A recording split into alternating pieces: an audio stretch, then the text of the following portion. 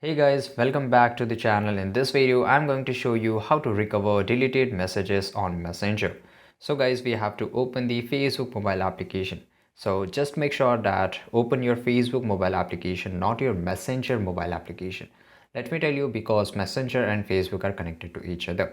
So here on the top right side corner, click the three horizontal lines, then scroll a little bit down, go to the setting and privacy, then click on setting, and here it will load for a few seconds.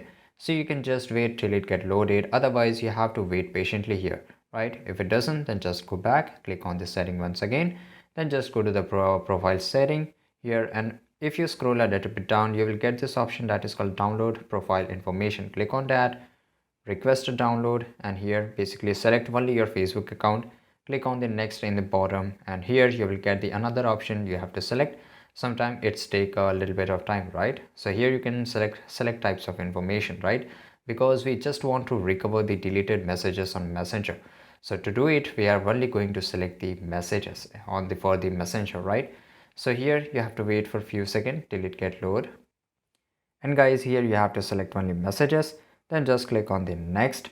Okay, and basically here you have to submit a request. After submitting a request, and make sure that notify on your email address, and the format should be HTML. There is only two format available, so I find HTML much more easy and convenient.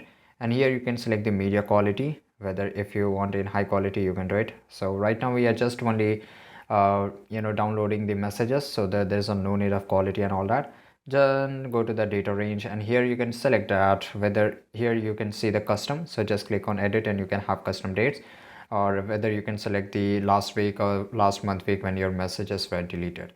So after that, just click on submit or request, and here in the email address you will get a verified, and from there you can see all your messages.